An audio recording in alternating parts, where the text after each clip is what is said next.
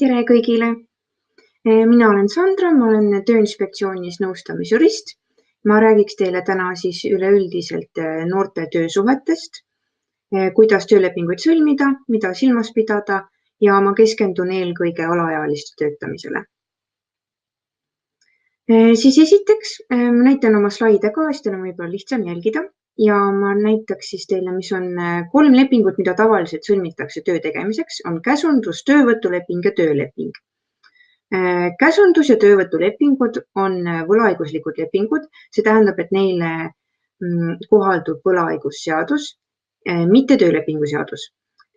Ja kõik üldised kaitsed ja mis on tööd eriti alaealistele, tulenevad ainult töölepinguseadusest, mitte võlaõigusseadusest. Et võlaõiguslike lepingute puhul on kõik asjad kokkuleppel, et ei tulene puhkust, miinimumtöötasu nõuet ega selliseid asju.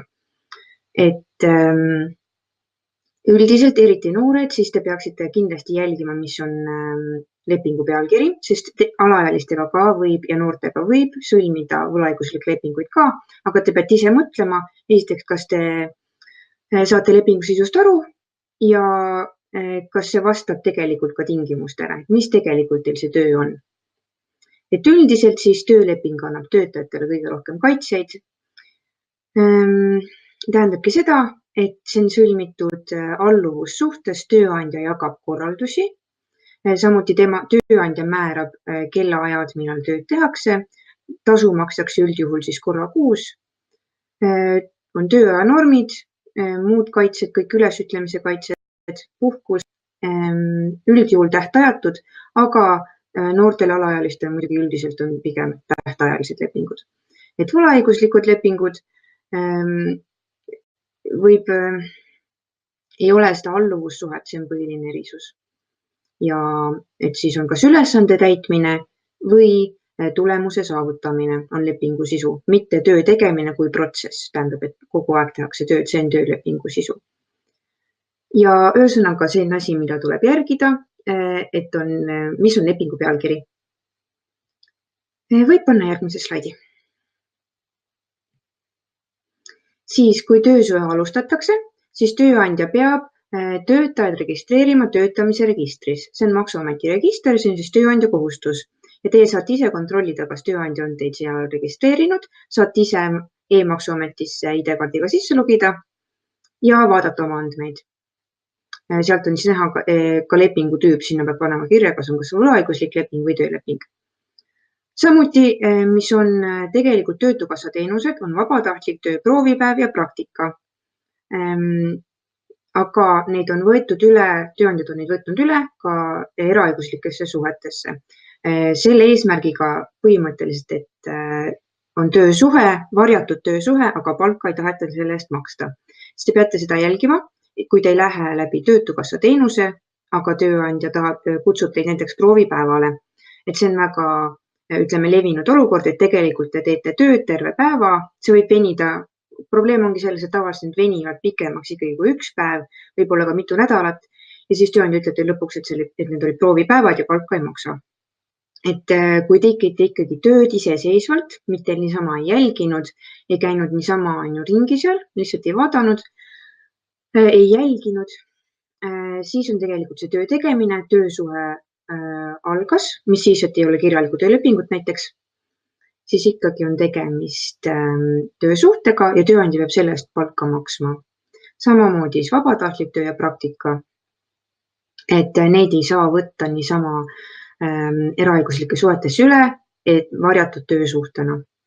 Peate sellist asju tähele panema, et oleks kindlasti kokku lepitud, mida te tegelikult teete, kas tööd või midagi muud tasuta. Võib panna järgmise slaidi. Samuti, eriti kui te alustate siis töösuhteid, oleks mõistlik teha tööandja suhtes taustakontrolli, igalt poolt guugeldades, saab leida, kas on maksuhulgasid, maksehäireid, mida iganes.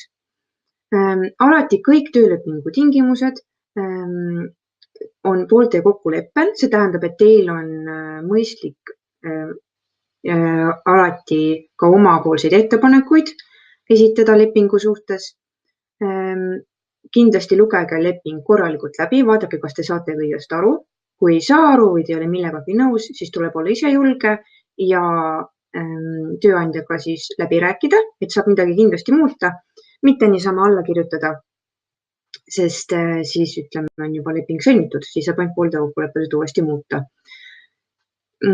Tööleping siis sõlmitakse kirjalikult, tähendab siis see peab olema allkirjastatud, kas see jääb siis 2 eksemplaris mõlemale poolele või on see teil siis, ütleme, meili peal näiteks olemas, siis on ka olemas mõlemal poolel see. Ja see kirjalik vorm on siis kohustuslik, aga töösuhe loetakse ikkagi sõlmituks ka siis, kui asuti tööle ilma kirjaliku töölepinguta. Et nii võib olla, siin tegelikult tööandja kohustus on siis tööleping teiega sõlmida, seda saate alati nõuda, kui te olete isegi juba tööle asunud, aga teil pole endiselt kirjalikku lepingut, siis on teie õigus nõuda tööandja käest, et ta selle vormistaks. Kindlasti lugege leping läbi.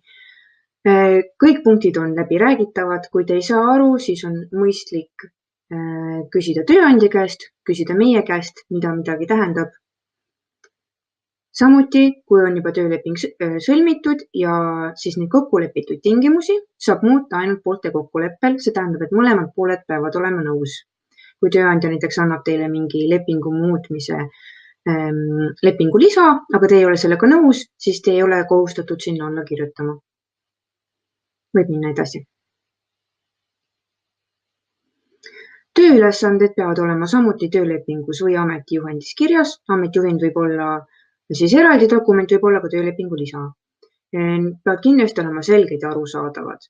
Kui te lepingut loete, te peate enne tööle asumist juba siis aru saama, mida te peate tegema, mis kuulub konkreetselt teie kohustuste hulka.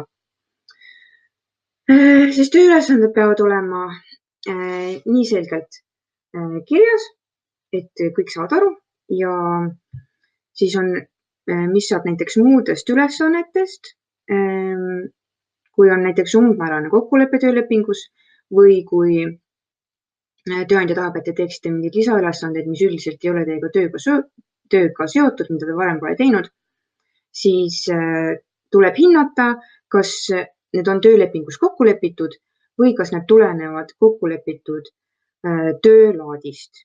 Et need siis peavad olema seotud omavahel. Kui ei ole kokkulepitud töölaadiga seotud ülesandeid, siis neid ei ole kohustus töötajal täita. Muidugi kokkulepe võib. Võib minna edasi. Töötasu samuti väga oluline kokkulepe, mis peab ka olema töölepingus üheselt mõistetavalt kokku lepitud ja töötajale teatavaks tehtud. Siis konkreetselt peab olema teada ja kokku lepitud, mis on töötasu suurus, kuidas seda arvutatakse, kas tunnipalk, kuupalk või tükipalk, kuidas töötasu makstakse, kas sularahas või ülekandega, mõlemad viisid on tegelikult lubatud, palgapäev ka konkreetselt kuupäevana, see on oluline, et on konkreetne kuupäev, mitte mingi vahemik. Samuti, mis on siis tööandja poolt makstavad ja kinnipeetavad maksud ja maksed. Et see oleneb siis väga töölaadist, kuidas töötasu arvutatakse, kas on kuupalk, tunnipalk või tükipalk. Võivad olla ka mingid lisatasud müügi pealt, olenevalt tööst. See on kõik kokkuleppe küsimus. Ja alati on töötajal võimalik tööandjalt nõuda siis palgateatisi, kus peab olema siis näha, kuidas on töötasu arvutatud ja mis selle suurus on. Kui teil tekib kahtlusi, et on mingeid probleeme töötasuga või selle arvutamisega, siis on mõistlik küsida tööandjalt selgitusi selle kohta. Võib minna edasi. Sellel aastal on siis töötasu alammäär 3,21 eurot bruto tunnis või kuus 540 eurot bruto. Siin on näha ka näide. Näiteks, et kui töötaja töötab osalise koormusega, et kuidas siis arvutada töötasu. Siin on kokku lepitud, et töötaja töötab 4 tundi päevas, 20 tundi nädalas ehk 0,5 koormust. Et see tööaeg peab olema ka konkreetselt töölepingus kokku lepitud. Mõistlik ongi niimoodi kokku leppida, et mitu tundi nädalas, sest see on selge. kokkulepe, millest on võimalik aru saada. Siis on näha, kuidas siis seda kuutasu leida.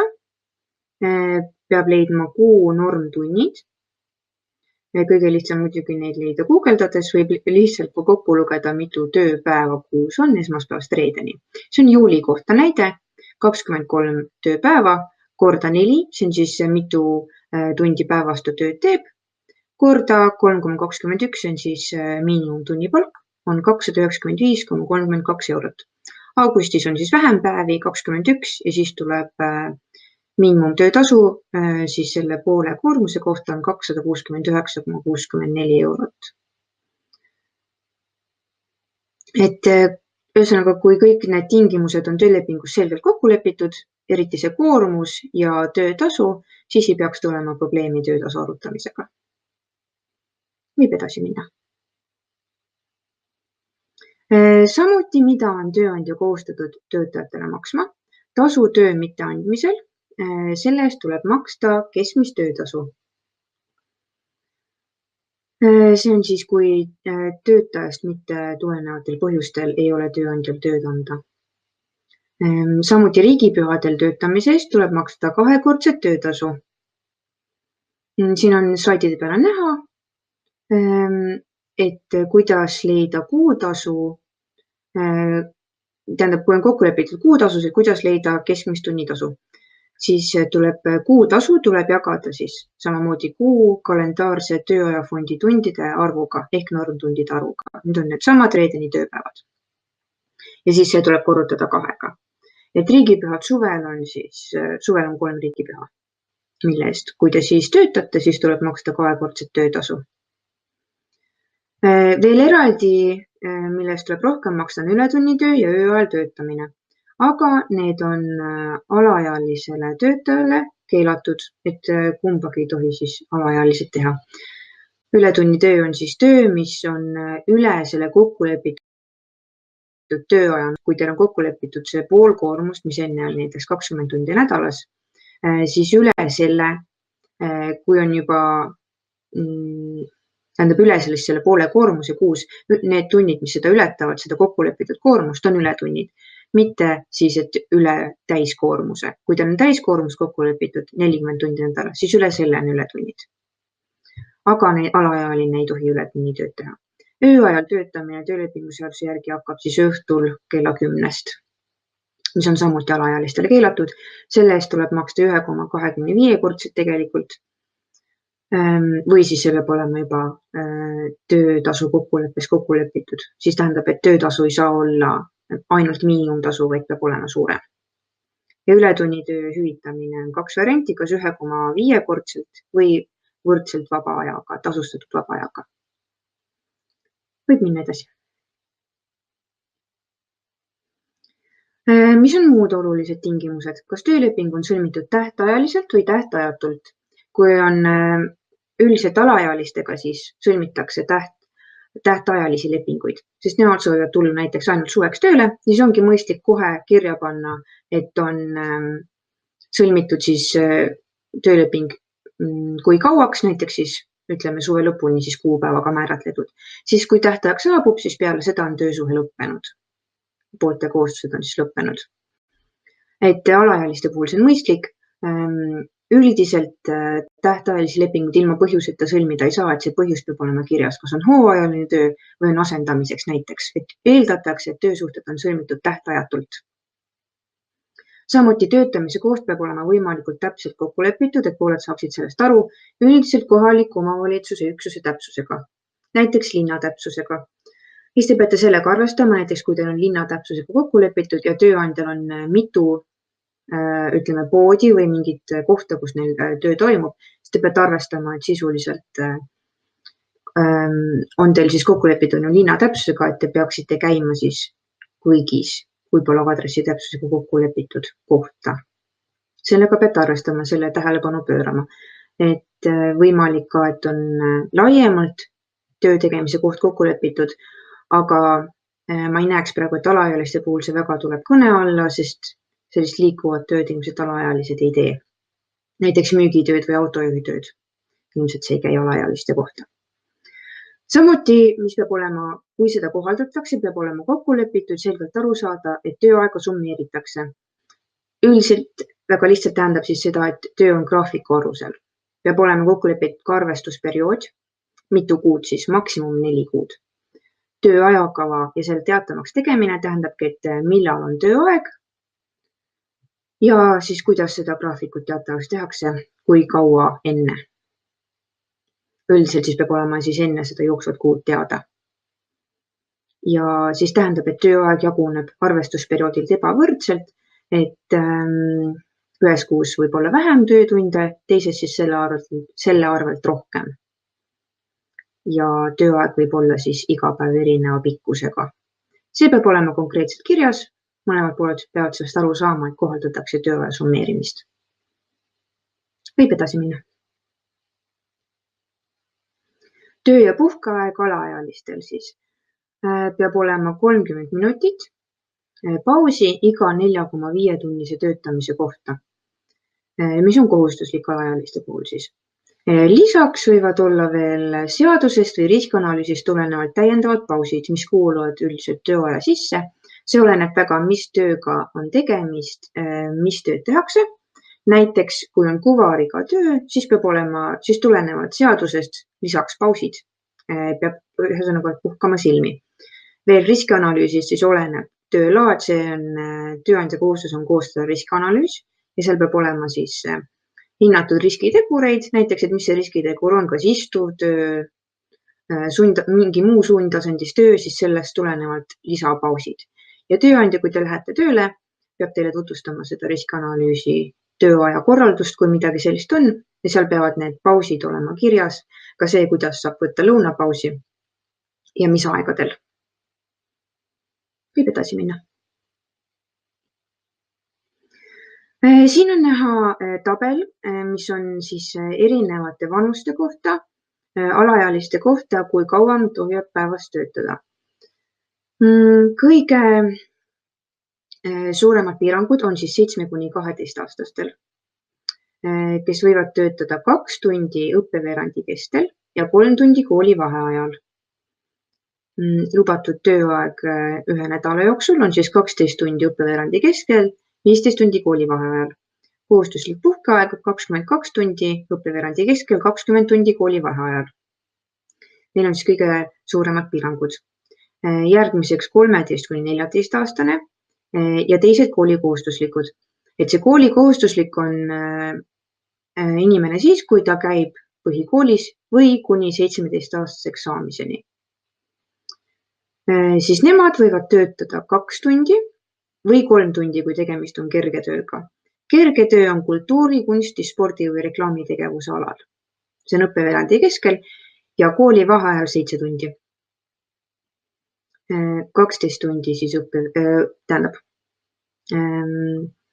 lubatud tööaeg ühe nädala jooksul 12 tundi õppeveerandi keskel, 35 tundi kooli vaheajal ja puhkeaeg 21 tundi või 15 tundi kooli vaheajal. Siis, kui on juba põhikool lõpetatud ja töötaja on 15–17-aastane, siis võib olla lubatud tööaeg 8 tundi, nädalas 40 tundi ja puhkeaeg 14 tundi. Et see on siis peaaegu nagu täiskasvanud töötajatel, aga ületunde ei ole lubatud teha ja see puhkeaeg 14 tundi peab kindlasti olema tagatud.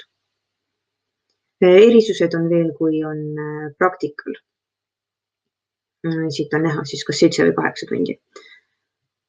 Ja seesama 4,5 tunnise töötamise kohta peab olema 30-minutiline tööpäevasisene vaheaeg.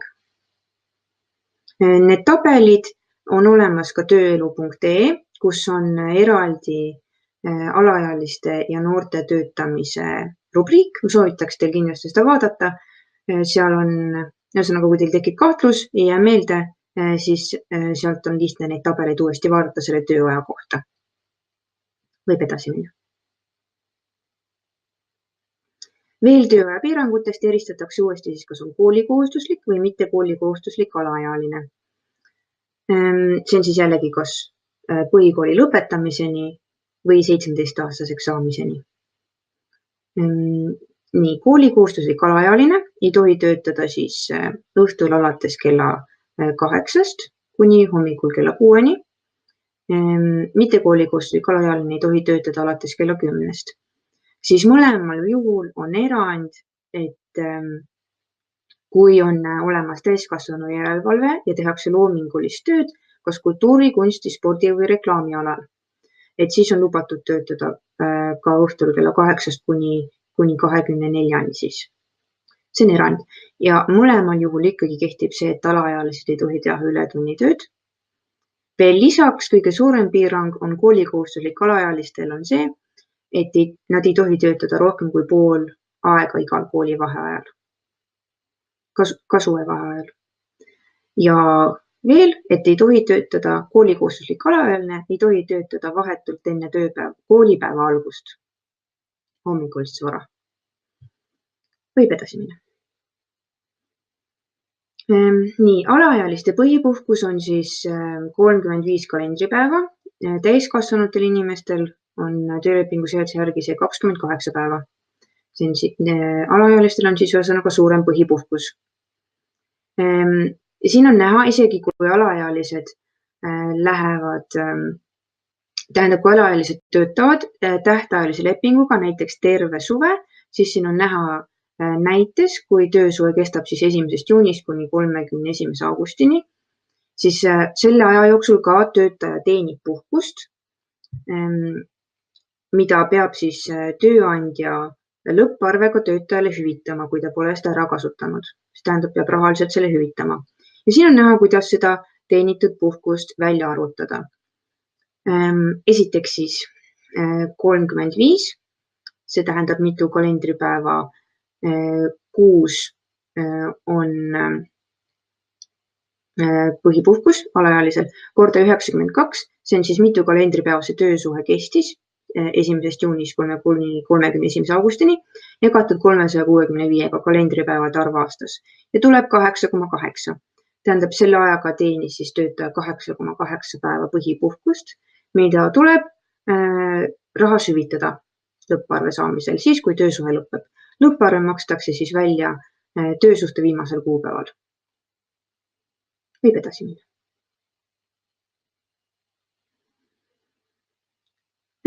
Nii, sellest põhipuhkuse pikkusest ma juba rääkisin, et kui teil tähtajaline töösuhe lõpeb, siis hüvitatakse see rahas, aga üleüldiselt puhkusest, kui siis ei ole tähtajaline töösuhe, vaid tähtajatu või see tähtaeg on pikem, siis tähendab, et kui sellel aastal teenitud puhkust ei kasutata, siis see aegub järgmise aasta lõpuks.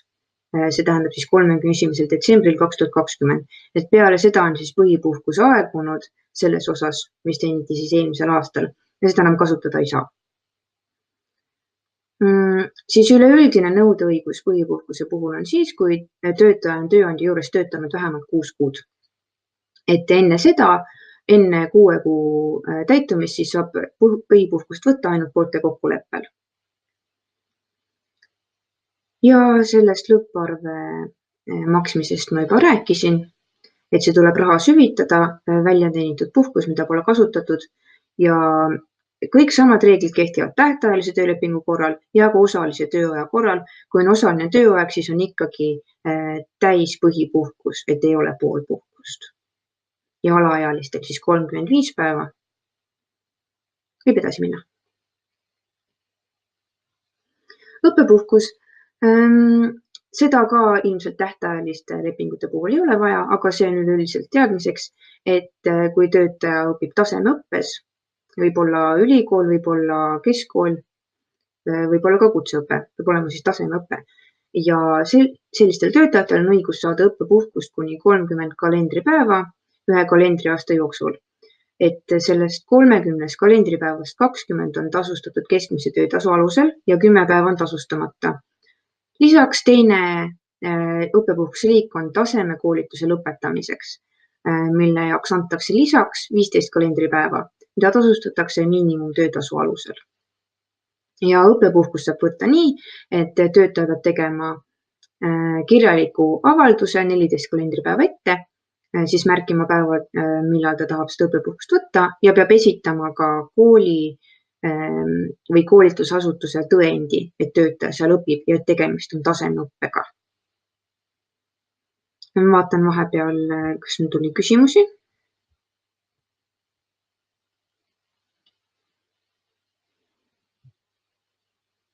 Ja tuli õppepuhkuse kohta küsimus. Et töötaja on katse ajal ja tahab võtta õppepuhkust, millest ta enne tööle asumist ei rääkinud. Ja töötaja õpib ala, mis ei ole tööga seotud.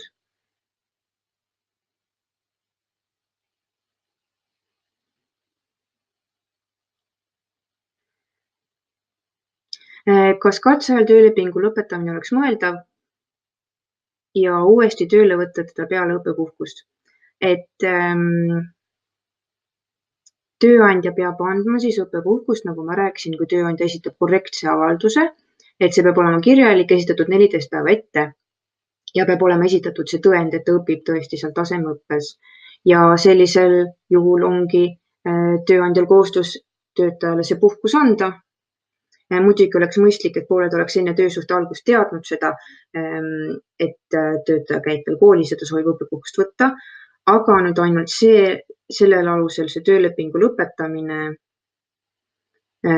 on mõeldav ainult poolte kokkuleppel, kui töötaja on sellega nõus, et ta on õppepuhkusel ära ja tuleb siis peale seda tagasi tööle. Et kui mõlemad pooled on sellega nõus, siis põhimõtteliselt küll, aga et ainult see põhjus võtamiseks, sest töötajal on selleks seaduslik õigus, et võtta õppepuhkust. Et ta ei puuduks ilma põhjuseta töölt, vaid see on tema seaduslik õigus. Et te peate jälgima, kas avaldus on korrektselt tehtud ja kas tegelikult ka see tõend on esitatud, et ta õpib tasemeõppes. Nii, võib edasi minna. Kuidas käib töölepingu lõppemine? Ütleme, kui on sõlmitud siis tähtajaline leping, mida alaealiste puhul siis tavaliselt tehakse, siis on mõistlik, et on seal tähtaeg kirjas näiteks kuupäevaga ja siis sellel kuupäeval lõpebki töösuhe. Siis ei ole vaja veel eraldi vormistada mingit töölepingu ülesütlemisavaldust. Aga kui on tegemist tähtajatu suhtega, siis saab töölepingut üles öelda kirjaliku taasesitamist võimaldavas vormis, näiteks e-kiri. Ja kindlasti mitte suuliselt, sest suuliselt tehtud ülesütlemisavaldus on tühine. Võimalik on veel, et näiteks saadate ka sõnumi või esitate selle siis paberkandjal niimoodi, et mõlemale poolele jääb see alles. Kõige lihtsam muidugi meili teel, sest siis on see teil kohe olemas mõlemal poolel. Teine pool peab tahteavalduse kätte saama, nii tööandja kui ka teie, et siis loetakse kättesaanuks, kui saadetakse e-kiri järgmisel päeval. Ülesütlemisavaldus tagasi või muuta saab ainult poolte kokkuleppel, tähendab mõlemad pooled peavad olema sellega nõus. Et üldiselt siis see ülesütlemisavaldus kehtib sellises vormis, nagu seda on pool teinud, kas töötaja või tööandja, ja seda muuta siis selleks peavad olema mõlemad pooled nõus. Võib edasi minna. Siin on veel aluseid, kuidas töötaja saab töösuhet siis üles öelda. Esiteks katse ajal, siis tuleb, selles katseajast mis peab olema kirjas töölepingus, kas kohaldatakse katseaega või mitte. Et tähtajaliste lepingute puhul on võimalik, et ei kohaldata. Aga üldiselt, kui on tähtajatud suhted, siis tavaliselt kõik on katseaeg. Ja siis peab töötaja jälgima, et ta peab ette teatama 15 kalendripäeva ja põhjendama ei pea. Kui katseaeg on läbi või seda ei kohaldata, siis tuleb kõne alla korraline ülesütlemine ja tuleb järgida etteteatamistähtaega 30 päeva. Samuti põhjendama ei pea. Et isegi kui töötajad soovivad omal soovil lahkuda, siis väga oluline on see, et jälgitakse seda kirjaliku ülesütlemise vormi ja seda, et jälgitakse ülesütlemistähtaegasid. Sest tööleping on ikkagi kohustus mõlemale poolele. Edasi on 2 erakorralise ülesütlemise alust töötajatele ette nähtud. Esimene alus 91.2 eeldab seda, et on tööandja kohustuste rikkumine. millega ei pea etteteatamistähtaega järgima, aga mis eeldab, et on enne tehtud hoiatus ja et avaldus on põhjendatud. Sellega kaasneb ka 3 kuu keskmise töötasu hüvitise nõue. Et see põhjus peab olema oluline ja peab olema tööandja kohustuste rikkumine. Oluline on see põhjendamiskohustus ja arvestada tuleb ka sellega, et kui tööandja selle avaldusega ei nõustu, siis ta võib tulla seda vaidlustama. Ja siis peate jälgima, et teil oleks võimalik neid asjaolusid tõendada, miks te ütlesite töösuhte ülesse. Järgmine erakorralise ülesütlemise alus on töötaja isikust tulenevad põhjused, näiteks tervislikud põhjused või perekondlikud põhjused. See eeldaks ka põhjendamist ja seda, et etteteatamistähtaega ei pea järgima, aga samuti väga oluline on see põhjendus ja et kui on tervislikud põhjused näiteks, siis võib tööandja küsida teie käest ka arstitõendit ja siis arstitõendil ei pea olema kirjas otseselt diagnoos, aga peab olema kirjas, et mis on ette näidustatud selle töö osas. Näiteks raskuste tõstmine või midagi sellist. Ja siis, kui ei ole võimalik, neid töötingimusi niimoodi muuta, et seda vastunäidustust ei oleks, siis ongi erakorraline ülesütlemine töötaja poolt võimalik. Et need erakorraliste ülesütlemiste puhul on väga oluline see põhjendamine ja eelnevalt hoiatamine siis. Ja nagu ma ütlesin, siis kõik avaldused tuleb teha kirjalikult. Võib edasi minna. Kuidas saab tööandja töösuhet üles öelda? Üks alus on siis katseaja eesmärgi mitte täitmine. See on siis katseaja jooksul. Et erisus nüüd töötaja ja tööandja ülesütlemiste puhul on see, et mõlemad peavad järgima kirjalikku vormi, aga tööandja ei saa korraliselt töösuhet üles öelda, vaid tema peab alati seda avaldust põhjendama ja ka tema peab olema selleks valmis, et töötaja tuleb seda avaldust vaidlustama. Ja siis tulevad need alused siis vaidluse alla ja kui neid ei ole võimalik tõendada, siis selle riski peab võtma siis tööandja, et tema kaotab vaidluse. Veel on paragrahv 88, kus on loetletud rida põhjuseid, mis tulenevad töötaja isikust või tema käitumisest. Siis tema tervislik seisund, näiteks see, et on olnud 4 kuud summeeritult haiguslehel, näiteks 1 aasta jooksul. Siis niisama töövõime vähenemine, näiteks ka kui ei vasta töötaja tervis enam töötingimustele, kuigi näiteks alguses vastas. Siis lisaks usalduse kaotus, muude kohustuste rikkumine, vargus ja nii edasi. Et siin oleneb rikkumise astmest, kas on vajalik eelnev hoiatamine või mitte. Tavaliselt ikkagi on seda hoiatamist vaja ka siin, mida peab tööandja tegema. Järgmine alus on koondamine ehk majanduslikud põhjused, et kas töö saab otsa kokkulepitud tingimustel, töö korraldatakse ümber, tööandja tegevus lõpeb, on pankrot, likvideerimine, saneerimine, midagi sellist. Ja siis ongi see põhiline erinevus on see, et tööandja peab alati põhjendama oma ülesütlemise alust, ei saa korraliselt üles öelda. Ka tööandja peab jälgima ülesütlemise tähtaegasid, mis on tööandja jaoks on need erinevad. Need tulenevad tööstaažist, olenevalt mitu aastat on siis töötaja tööandja juures töötanud. Ja kui ta neid ei jälgi, siis ta peab selle vaherahas hüvitama. Ja samuti, kui töötaja ei ole selle tööandja ülesütlemise avaldusega nõus, on tal võimalik seda vaidlustada 30 päeva jooksul. Võib minna edasi.